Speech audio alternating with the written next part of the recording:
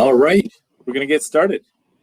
Well, first of all, thank you everyone for attending this webinar.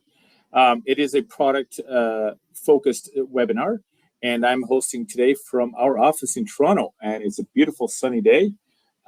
It's an early 11 o'clock Eastern time, and I have the pleasure of having many of my colleagues over here on this side of the Atlantic around me. So again, this webinar is product focused, and with me today I have Anna Walter, product manager, and Dan Stelges, a professional services lead out of the US, and Anna Walter out of France. Thank you for joining us. Thanks for preparing some focused product features. So first things first, making sure that the video and audio is good for you. This webinar is being recorded, as all our webinars, and they will be available on our website and on our YouTube channel within the next day or so. You can ask questions during the webinar. It is a moderated webinar, so I will try to squeeze in the questions as they come in or when appropriate. If not, we will get back to you after the webinar. You can also do tweets as well. ClicData hashtag ClicData webinar, and like I said, you can post the questions on our chat. So on today's agenda, what are we going to be talking about? Well, I want to have a recap. Our last product webinar was well over a year ago, just a little bit over a year ago. We had another product feature webinar earlier this year on single sign-on and a few other features. But it has been a long time since we've talked about all the things we've developed. And I think it's important that all of our customers and potential customers are aware of the stuff we've put together, but also talk about two of those items that we've developed and we continue to develop, Scorecard and Dataflow. And for that, I will pass on to my colleagues. And then I will be talking about the roadmap, the short-term one, which is the rest of the year, the Q4, as well as what's coming in 2023. And then again, I will try to answer questions as they come in.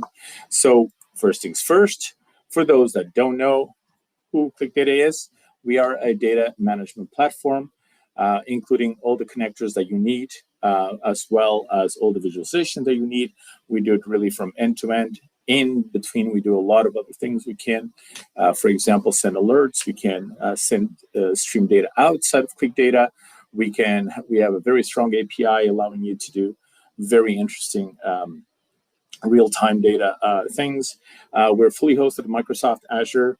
You can scale your data from a few gigabytes to thousands of gigabytes. And basically, the reason why we did this is really to speed up your entire BI implementation, as opposed to dealing with different tools and different queries tools and SQL and interfaces and etc. That everything is encompassed into one platform, making this loop of data and analytics a lot faster. With that said, moving on to the core of this webinar, I want to talk to you about some features, and I'll pass it on to my colleagues. Some things we've developed, and for those of you that have been using ClicData for a while, you kind of go, wow, this has been there for a long time. But in fact, all these items have been developed in the last 11 months or so in different phases, alpha, beta, and then to full release.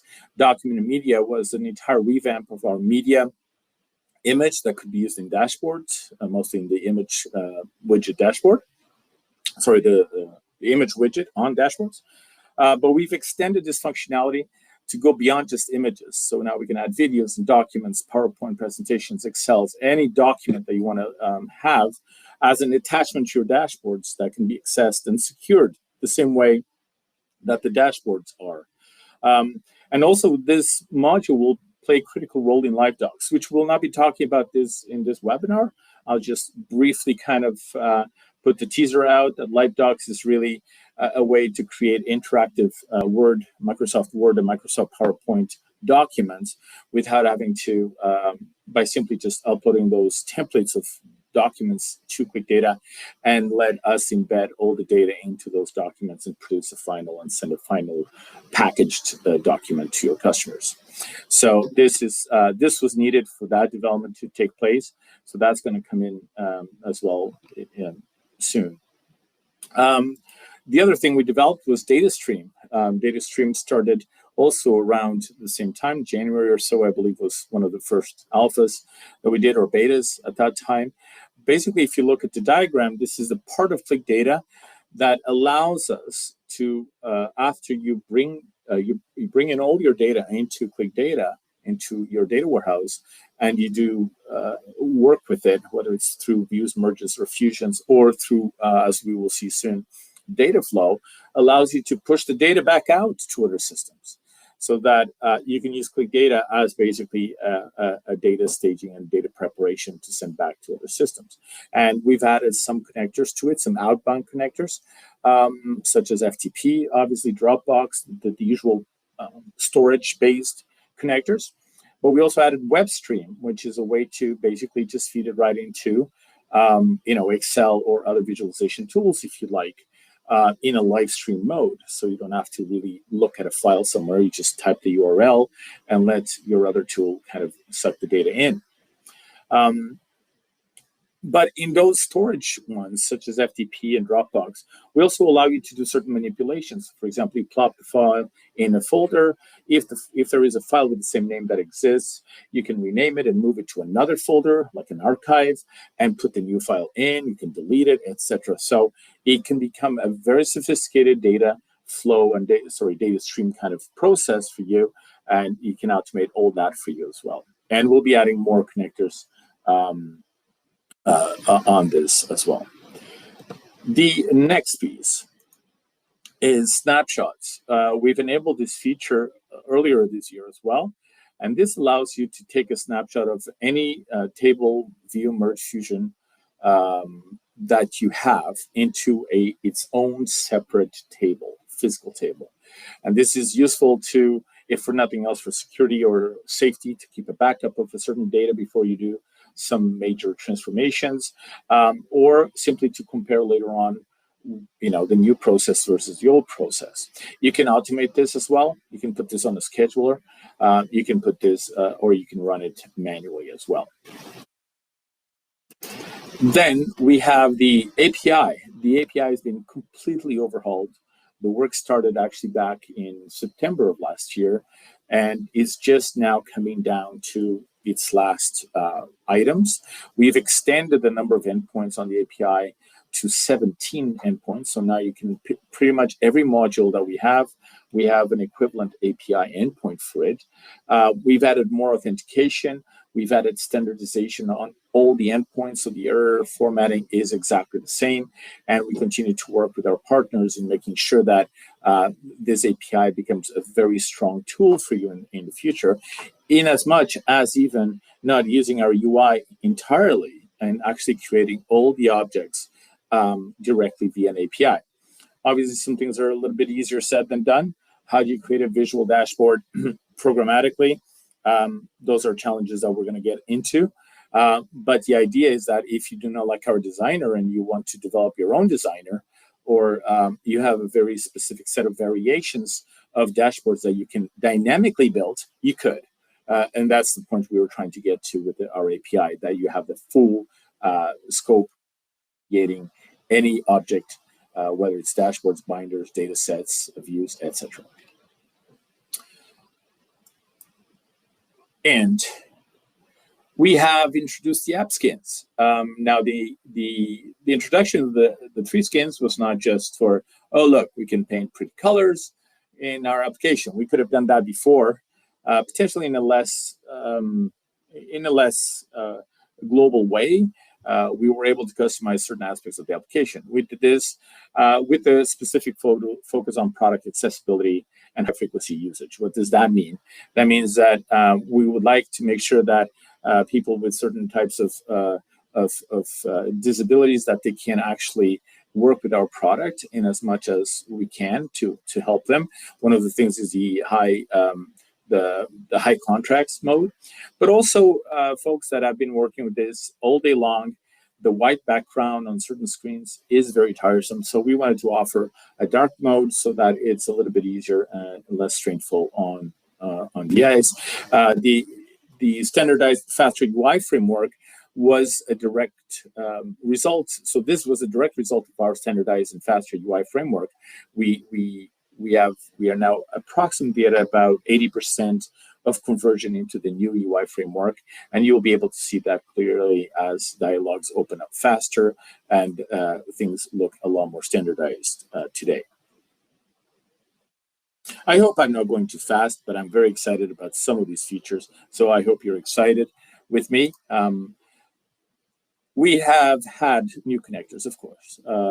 We've had the latest releases of, so the latest ones were Podio, Celsior, Ring Central was a fairly new one earlier or late last year. And also one that I didn't put the logo for, Google Analytics for GA4 was a brand new rewrite of that connector. We've also added the Parquet file format to storage-based connectors as well. So a lot of work goes into that. We actually use Ring Central internally ourselves. And Podio, I think a lot of my colleagues over here and in France will admit that Podio is actually a highly requested one because it's such a customizable platform, Podio is, that having an API that can handle the different forms and tables that they create in Podio is actually very important for us to connect to. Celsi is a CRM based out of France, also very popular in the European market, and we wanted to make sure that we could also support them in their analytics quest. On the data templates, instead of creating a table from scratch, for example, a calendar table, or using the API to go and for example, get demographics about certain cities or nations, etc. We now have these concept of data templates, and we've added calendars, so you can pick any type of calendars, daily, weekly, etc. Healthcare, we added that also because of COVID. We wanted to start tapping into open data sources that are available, that we can actually build these data sets for you and that you can take advantage of in your account. World and nation demographics. And then we also added one which is platform activity, meaning all the activity that you today can see in dialogues to say who accessed this dashboard, who reloaded or refreshed this data. You could also export it today. So you can see it through the screens or export it. But these data sets actually allow you to also create tables with that data so that you can do further analysis as opposed to having to hop out of ClicData to do that.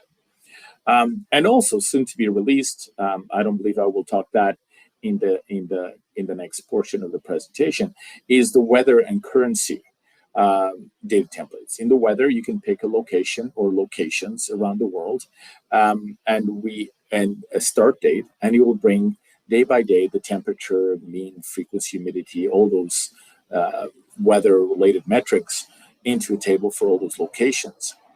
And the currency is fairly much the same thing.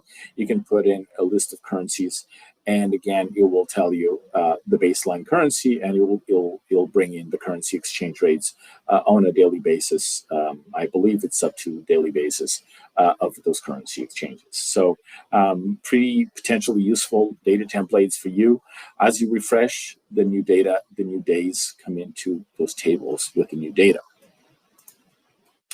The dashboard editors got a little bit of attention, not as much, and you'll know why when we look at our roadmap.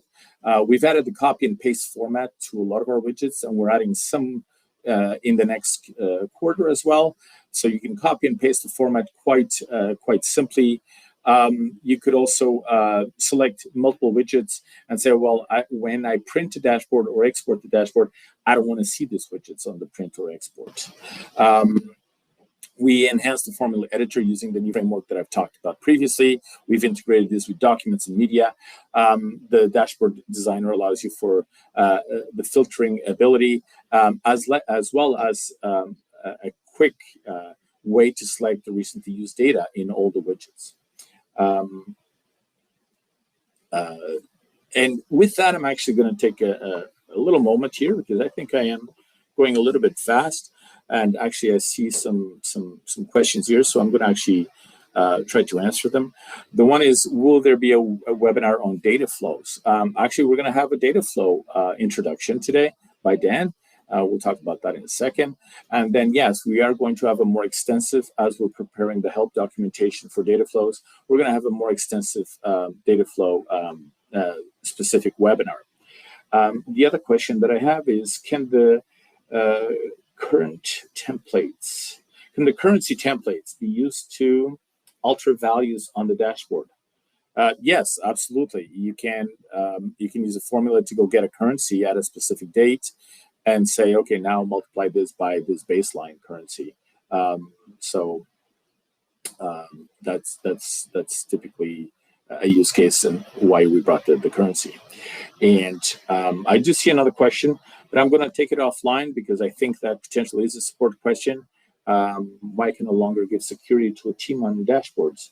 I have to give access per user. That should not be true, but I'll pass that on to a team to get back to you, and we'll go there. Okay. All right. So with that, I'm going to continue with the rest of the features. There's actually only one more slide, so I could have stopped just one slide after, but there you go. Widgets. What did we do on widgets? The period button selector was a new widget. It's the one you see here in the middle. It's a really neat way of presenting a calendar where you can either single select or multi-select years, periods, months. You can actually change its quarters or any custom periods you want. So very flexible widget, and it presents quite nicely, very visual.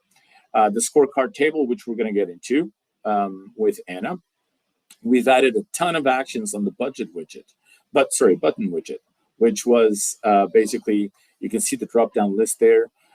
The button widget allows you to click on the button and do something, whether that something is to open another dashboard, print, export, send by email to some people, a lot of stuff.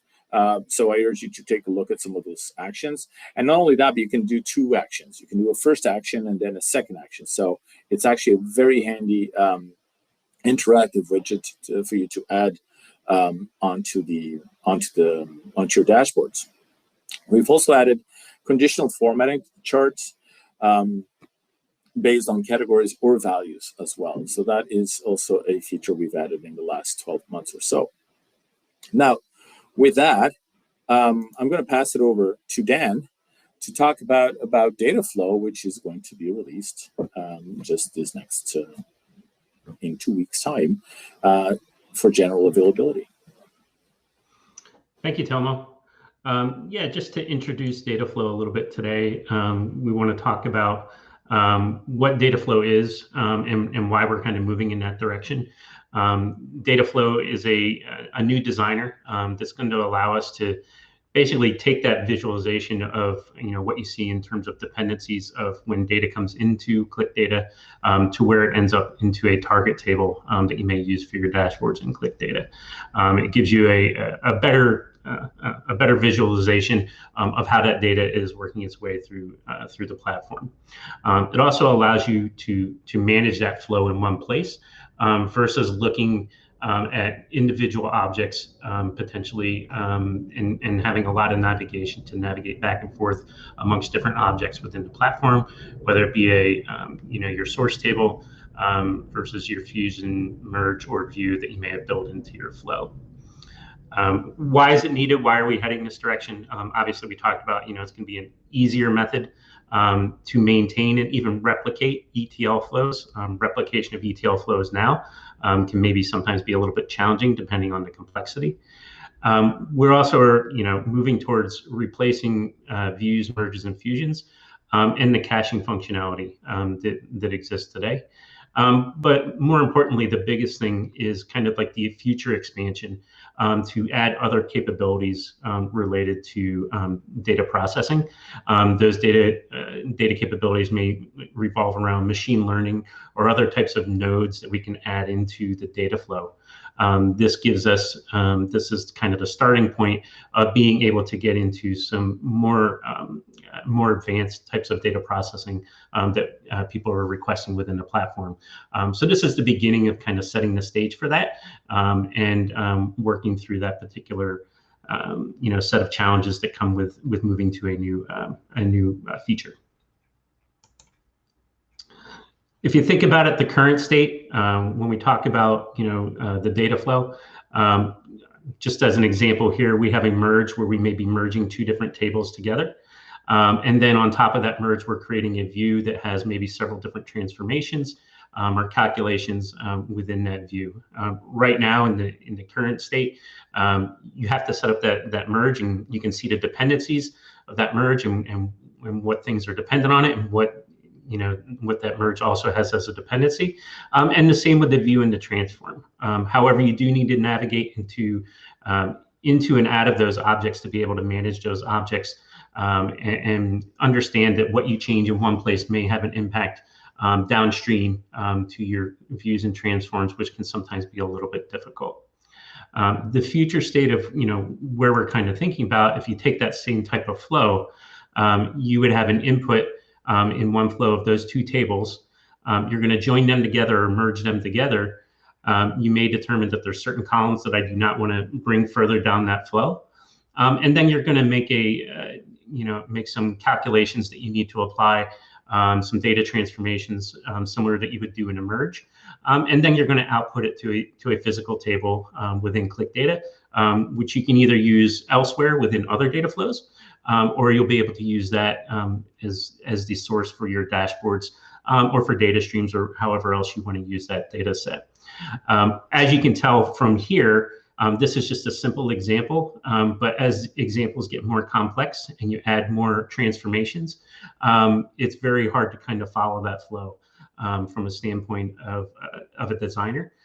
This you can see in one place what my inputs were and what my outputs were, and also edit in those different sections where the transformations are applied and the different joins or anything else that are applied as well. So now we'll just move on to just give you a quick example of a live demo of a particular data flow. So I'm going to quickly share my screen.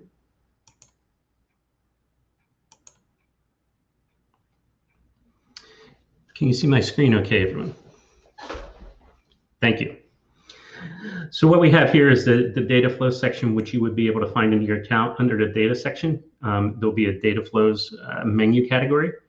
Again, like similar to other features within the platform for dashboards and tables and views, you'll have a personal folder, and then you can also create team folders. If we want to start from scratch and build a new car sales, we'll take an example of car sales and build a new data flow. We would come over here and click on the new Add New.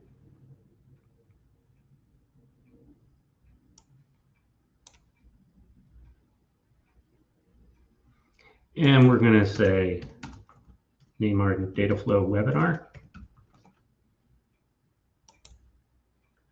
We'll add the data flow. You'll notice that the first thing we see here is our designer. Up top, you'll see here on the left that you may see it when you first come into the data flow, that it shows nothing here in terms of the objects that you can add. But if you click on the little plus icon, you'll see the objects that we have here broken into the different types of transformations or calculations that we may need to apply. If you want to have that always on the left-hand side, you just click on the little pin icon, and it stores it vertically here, so you can always have a reference to that. Over here on the right-hand side, you'll see that's going to list the properties for whatever object that I drag onto my panel. Up at the top, you have a couple of different options here, which we'll walk through in a second. So say if we wanted to take a car sales example, we'll drag an input table as our starting point onto the data flow, and we'll select our car sales data. And I know that with my car sales data, you can see that I'm selected on this node. I can see the different columns that are available to me and their types on that input table. And I see that I have a manager ID, but I know that for my visualization, I'm going to want to create something not just by manager ID, but I want to see the manager's name and some other information about that manager. What I would want to do then is add another input table for the manager, which I have here. And then I want to join that. So I'm going to come down to the calculations and lookup and drag my join onto the designer. And then I'm going to connect these two nodes to the join node. If I select the join node over here on the right-hand side, this is where we start seeing the options that you can use. So we'll say we can rename our join. And then similar to our merge today, you can change the join type here, but you'll notice we don't have anything set for join conditions yet. So we want to add a join condition. We'll click on that join condition, and we know that we want to join by manager ID, and it automatically senses if there's a exact match, a manager ID on my other data set. And so we'll add that as our join condition. We can continue to add other join conditions if it applies to your scenario. So now that we've got the data joined, we can preview what that join looks like by clicking on the little eye icon, and we get a little preview pop-up that shows us, okay, this is what the data looks like after we join our data set. So it looks like we're getting the email, address, phone, manager area, manager last name and first name, plus the manager ID from the other table. So we'll close that. And I've decided that, maybe I don't need all that data coming through my data flow. So I add this column selector transformation. And here I can remove certain columns that maybe I don't need further down in my data flow, such as the manager, the second manager ID column and the address. And then I know that, I want to be able to visualize things, but I notice that I only have the first and last name here of the manager. So I'm going to add a calculated column, and I'm going to drag a connection between my column selector and the calculated column. And over here, I can click add new columns. And I want to add a manager full name. So I want to concatenate the first and last name of the manager. And here you'll see the editor that you would be familiar with from before when working with views or other types of transformations. And so we want the manager first name. And we're just going to concatenate that with the last name. Validate our transformation. Everything looks good. And so now we have this whole transformation here. Again, we can preview and see that transformation and see the data. And it looks like we're getting a manager full name. So everything looks good. Decided, okay, this is all the transformation I want to apply for now. So I'm going to drag in an output table. That output table is a table that we're going to write the result of this data flow to. If I click on the output table node, you'll notice that I have some options here. I can rename this to my sales out. And I need to select a table or view that this is going to go to. I also have the option to reload or append the data to that table, to that target table. So when I click on the data icon, I can see that I have some, it brings me up before it remembers where I was. If I have a data table that's already existing, if not, I'm going to add a new data table. And we'll just say sales webinar. Over here, I can determine if I want to remove certain columns from the schema, but I want to keep everything, so I'm going to keep it. We're just going to save. And so right now, you'll notice then on this node that we have a mapping that's coming all the way through our data flow, and it's mapping these columns to the columns that we have here. And we can apply additional customization if we want to here as well. Right now, we have not run the data flow. We've only previewed it. We can validate the data flow by clicking on the little check mark. This is just running through the data flow and saying, does everything check out? When I go to run this, are all the transformations going to work? Are all the other things that I've built into the flow going to work? This checks out. So I'm going to save the flow.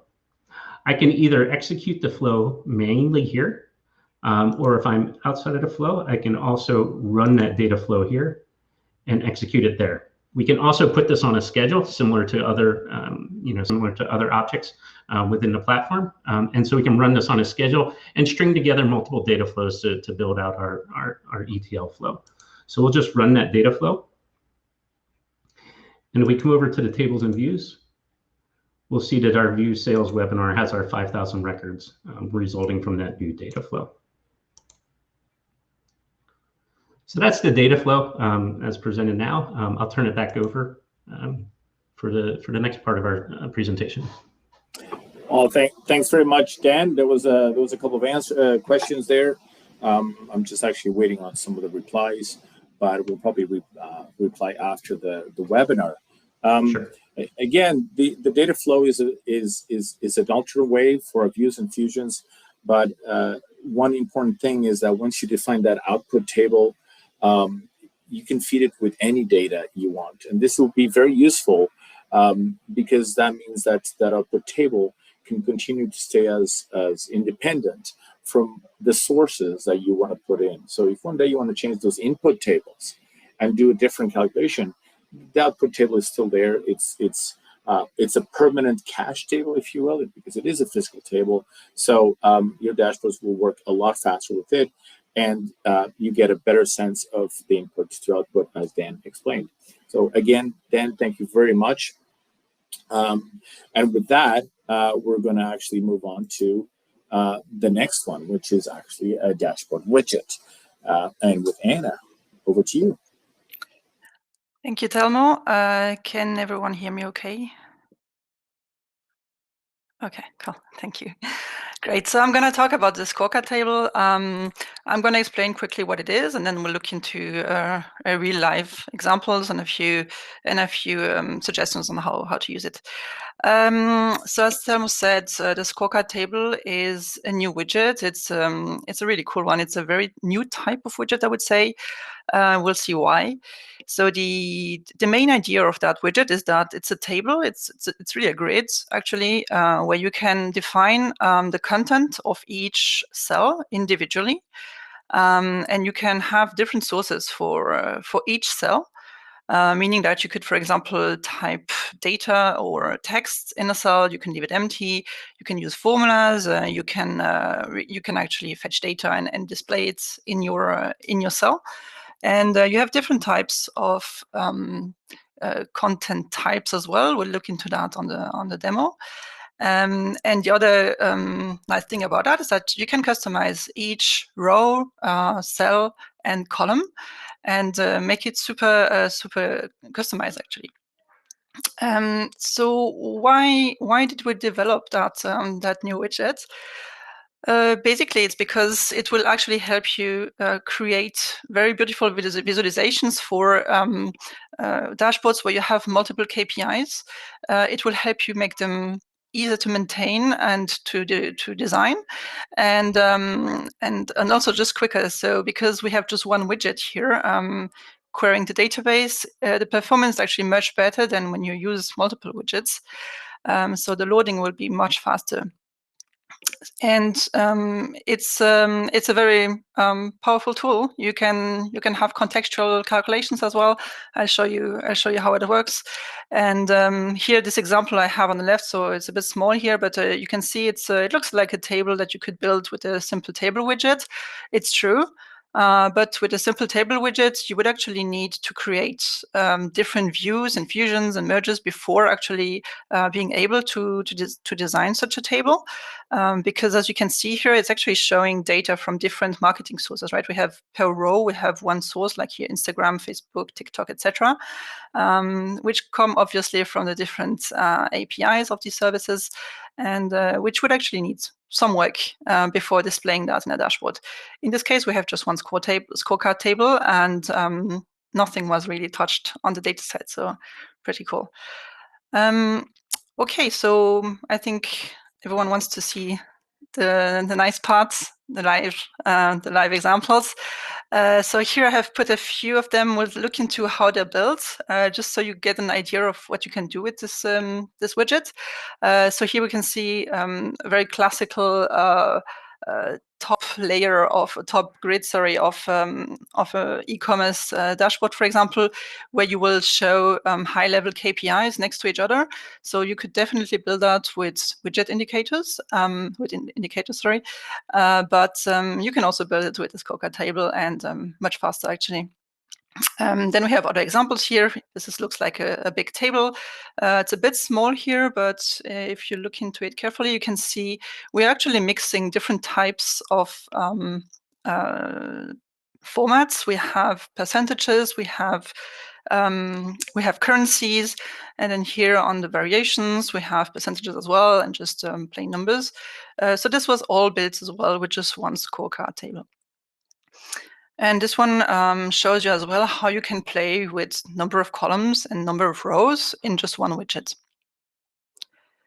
So I'll take you to the platform, so we can look into how to build a scorecard table and then how these different examples are built. Let me share my screen.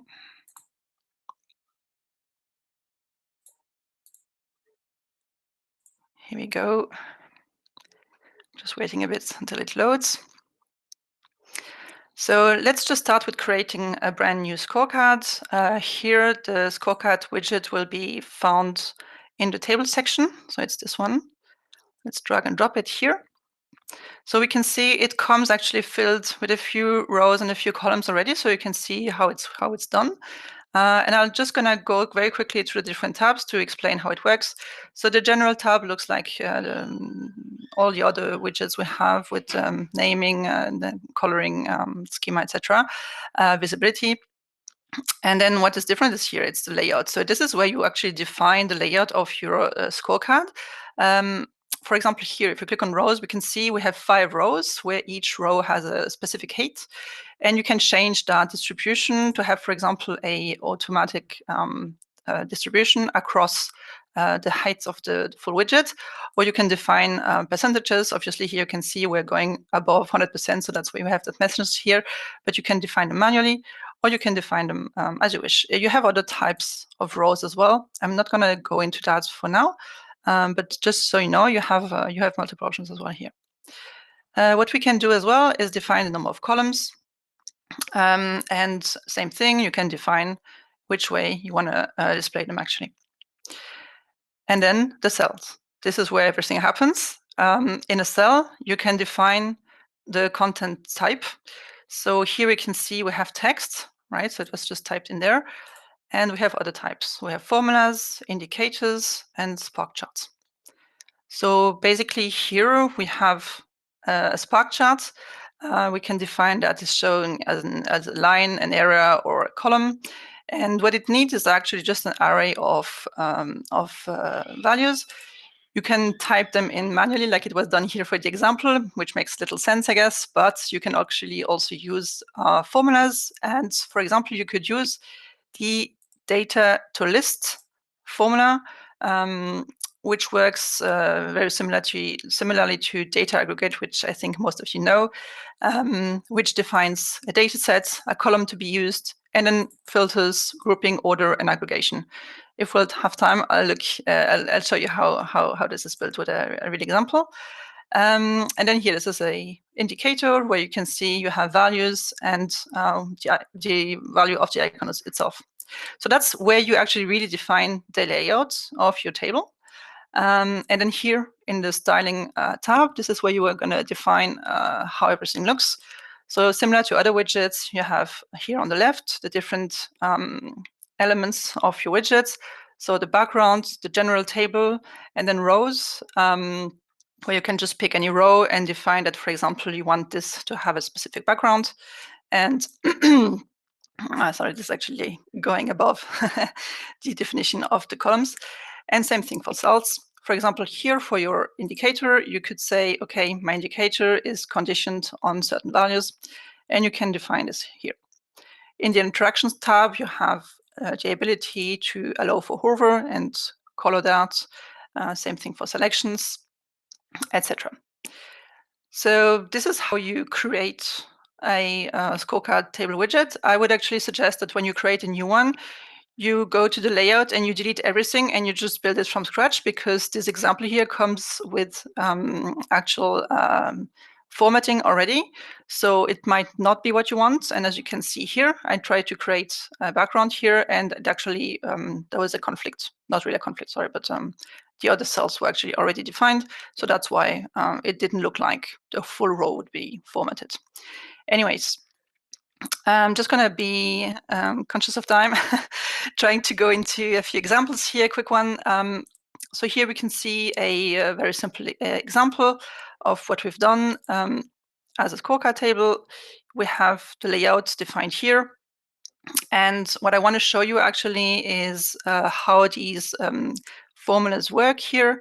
I want to show you, for example, here, the orders, they're actually based on a contextual formula where we subtract the value of the cell which is on row 2, column 3, which is all the orders minus the cell value of the row 2, column 7, so the online orders, right? That gives me my store orders.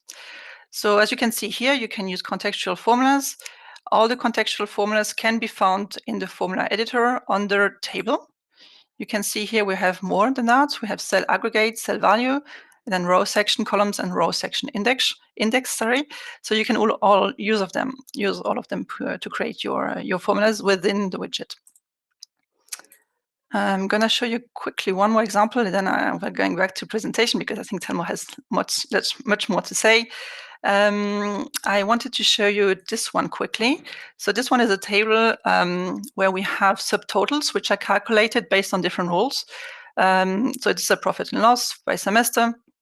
You can see that here this subtotal is actually the sum of all of those, whereas the gross profit is actually the total net revenue minus this this row here. So I'm just going to show you quickly how it looks. It's again using the contextual formulas I've shown before. Let's go here to the cells. So here, for example, you can see I'm using the same kind of logic than before. We're doing a dynamic cell value reference here, where we look at the cell value of row 6 of the same column, that's the 0 in brackets, minus the cell value of row -1 of this one. It's this one, same column as well. So this is to show you how you do these references in a more advanced way than just having a fixed reference. And so I think I need to stop here. I hope these few examples helped understand what you can do with the scorecard table. And if you have any questions, please feel free to reach out to the support team. We have documentation online as well. And we would love to see actually what you do with the scorecard table widget. So please do share if you have any good examples. Thank you. Thank you very much, Anna. That was awesome. There's so much there to share in such a short amount of time that it's a little bit tough. We'll probably end up having a webinar just on scorecard alone, and potentially the new pivot table, not the new pivot table, but the existing pivot table widget that will have a lot of those same capabilities as well. So there'll probably be some more time on that. And again, just the performance alone of that table, just going once back to the server and once back to the client, is day and night with having 50 indicators on the website on the dashboard. So again, thank you very much for that. And again, if you have any questions, let me know. There were some straggling questions that I wanted to address here, back to Dataflow as well. One of them is it recommended that we rebuild legacy merges, views, etc., into the new Dataflow for better performance? The answer is yes. I mean, if you can start doing those changes, Dataflow will definitely be where we're going to be investing a lot of our development energy and resources into. Also, because I believe it will give you a better benefit. The performance is definitely one of them, but the flexibility is the second one. We, 5 years after development, Microsoft technology and our own knowledge also expanded. So, anything that you can do to take the next step. The other thing is that it's also a safer approach, because moving to data flows will ensure that in the future, if you have other processing nodes, it's just a question of changing nodes as opposed to creating an entire new object called view or fusion or merge, which is a lot more extensive to build around. So it is a better long-term investment of our development and your time and development time as well. The second question is it possible to output to more than one table? Absolutely. Part of the data flow, and you're going to see most likely an example of this on our webinar, is also, for example, to do machine learning. So that means we take samples of data from the master data table and split one into a sample of it, where we're going to build the optimization algorithm, and then the other one which contains all the data. And you can put them into different tables and then do different processing on each one of them. You can have as many output tables throughout the data flow as you want. Anytime you need to spit something out, just put it onto an output table. Yeah, and we got another final comment, which is, we need a session just on scorecard. Yes, we're going to work on that as well and see if we can fit that one in. It's advancing quite well. Thank you for that. All right, with that said, let's talk about what's coming in Q4. There's 15 minutes left, not even. So I'm going to accelerate a little bit. What's coming in Q4. So this is a summary of some of the stuff. The homepage thumbnail view, I'll show you an example of that, and the tree map widget enhancements. The tree map widget has been longing for some tender love and care, because we have quite a few things we'd like to do with it, multiple drill downs, interactions, layouts, etc. So we're going to be focusing on that for Q4. We're going to add some of the items that we can now do because we've refactored schedules and alerts. We've done some of those already in schedules, alerts. Now we're going to add schedules, the capability of calling Slack, sending messages to Slack, and Teams and so forth. The data flow enhancements, you've seen during the demo, there was a coming soon label on some of those nodes. Yes, I'm going to show you some of the work we're going to do there. New connectors, of course. Ability to load local files using data loader, meaning if you have Excels and text files sitting on local servers or laptops, you can use data loader now to communicate to ClicData. We will release data flow as well in this next release, and we're going to release quick insights, which is a feature I'll also briefly talk about. And of course, the scorecard next phases. We have lots of ideas for scorecard. So the homepage is the first one here. This is a PDF. You don't see it animated, but basically, it's if you've been with us for a long time, this was actually our initial homepage default, where we have thumbnails of different sizes. This is the large size. You'll see at the top there's a size selector for the size of thumbnails. You can also sort, and you can also search. And we'll add additional functionality here to display or not display the names, to the type of thumbnail that you want to see, whether you wanted to see it corner enlarged or full size, etc. So the homepage will also get some attention soon. And by soon, as early as in 2 weeks from now. We'll have also 2 weeks from now, two of these connectors, Monday.com and Amazon Seller Central, are being released in 2 weeks. And Azure Synapse will also be released in the next quarter.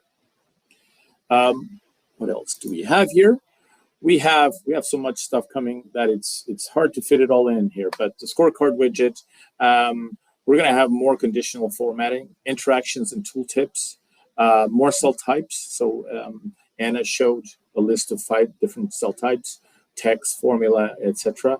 Line chart, spark line, and an indicator. We're going to have an image and an aggregation one, which is basically, instead of those formulas that you saw Anna type, which can be quite lengthy to type, there's actually going to be a wizard, a much nicer way to do aggregation, and a much nicer way, instead of putting an array for the line, the spark chart, to actually have a little wizard that you can pick the table, the dimensions, and the spark chart will be drawn. New formulas and copying style across rows and columns to make styling a lot faster. This is based on some feedback from our current alpha and beta users of Scorecard.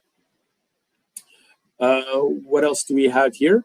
We have the data flow. So now you saw Dan merge 2 tables, or join two flows into one. But early feedback from our alpha and beta testers is they really like our fusion and merge objects that we have today. The ability to see all the tables joined in one ERD diagram is paramount to them, and you would confuse a little bit the data flow by having that in there. So we're adding a new node called Table Merge, which will have very similar functionality than we have today with the data merge. And the fusion will be exactly the same for fusion. It's a lot more visual. It's a lot easier to join tables and specify the foreign keys across the tables. So we're going to be working on that. JSON processing nodes. you'll see here on parsing and splitting, we're going to be able to parse JSON nodes, whether they're array-based or object-based, and data operation nodes, which is a kind of a first for us. And you'll see a couple of new features coming out in 2 weeks' time, where for the first time, you're now able to actually change data directly into ClicData. So, for example, you can delete content of the data, leaving the structure of the table untouched. With these data operations, you'll be able to append additional data, insert rows or delete rows, or also update rows using these data operation nodes. So those are actually being built as we speak. And that is it for Q4. Seeing that there's only 3 months left or so in the year, that's not a bad thing. And we have the new release in 2 weeks. And then there's other small hidden gems in there, which you can check out on the release notes. Now, what's planned for 2023? 2023, obviously, we want to continue to invest in Dataflow as much as possible. We're looking for feedback and customer feedback on where should we take it next, whether we're going to do more, for example, the Python node for machine learning, or whether we're going to add more operations. The big one for us, though, is reports, and we want to release that as early as Q1 in 2023. So the first release, which is, I believe, in early February. We also want to release insights. Some of you may have seen quick insights. We're going to get into those two in just a second. And pains. And pains, I'm just going to put a pin, a little bit of suspense on what pains is, and so forth. Now I'll talk about it in just a second. We're going to try to release new widgets, the data table editor widget. This is very similar to the data form widget, which allows you to record by record change data in one row. The data table editor widget is kind of the same, but on a spreadsheet kind of basis, on multiple rows, where you can batch change all the rows directly in your dashboard. A Venn diagram, a calendar heat map, and a timeline chart. Timeline chart is just a simple chart with a time point value, very, very thin. Connectors, Azure Data Lake. We're actually, Zero V2 is actually going to be released in 2 weeks, by the way, which is our own version of the Zero connector, which allows for a lot more fine-tuned control and have intelligent smart views on it. QuickBooks version 2, Workflow Max, which is part of the Zero environment of applications, and the ability to basically scrub a PDF and get data from it. And we're also going to be talking about alternate storage. So let's just deep dive into some of them. The report module. Again, too bad you don't see the demo here. It's a PDF, but basically the report module is really ready for a beta release. 75% of what we wanted to put in our first phase is built. We didn't want to put something out there that is not sufficient for us to have a positive first impression on reports. We are working on formulas and conditional format. It is critical for us to have those two features in there before we release, and to load test data into it to make sure that it can survive basically a production level report generation, especially if your reports range in the hundreds and thousands of pages each. So that I'm hoping to have it as quickly as I can in 2023, January, February timeline. Insights, we've delivered quick insights as kind of a playground testing area to see if people use it. We've identified some issues with it, and we're continuously working on it. But we want to take all those learnings and actually create a full module called Insights. And the concept of Insights is, this is not a dashboard. This is really a playground where you group and filter data very quickly to get an idea of what the data landscape of a table or a view looks like. You'll get ideas to say, yeah, okay, I see how this looks. I can build a widget out of this. And then the idea is that, can we embed this or transform this into a widget onto your dashboard? Or you want to share the insights with somebody else or secure it. So it's a live document based on one data source or one table that basically just allows you to quickly dive into a set of data and look into it. One of the things that, and rightly so, that a lot of our customers mention is the lack of bling in our dashboards, for lack of a better word. Some of the animations that are possible with some of our competitors, mostly because many of them are Windows-based tools, they can allow to do a very fancy animations and things like that.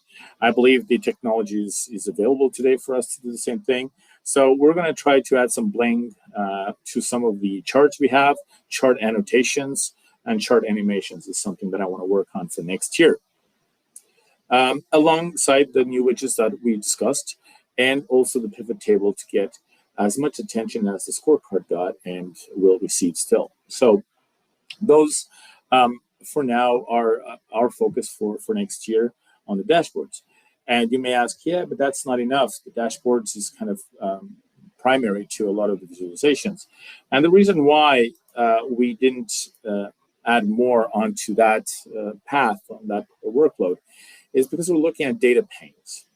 We had to pick a name, and data panes so far is what's sticking, but always welcome to change it. A data pane, in essence, is more in line with what some of our competitors are doing, which is based on one single data source.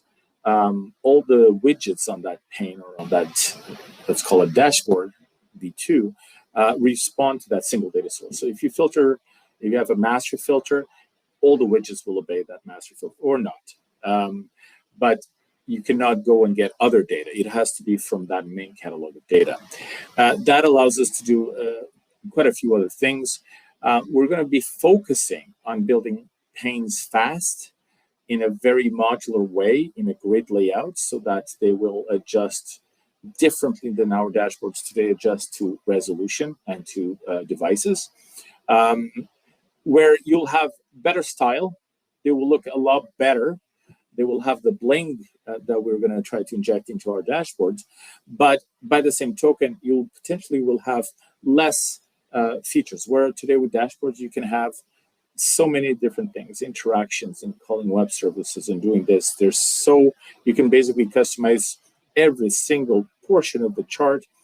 The panes will be a quicker builder, something that will look much better right off the get-go with minimal options, or at least not minimal, but just the necessary options in terms of styling that you will need, let's say, 70 or 80% of the time.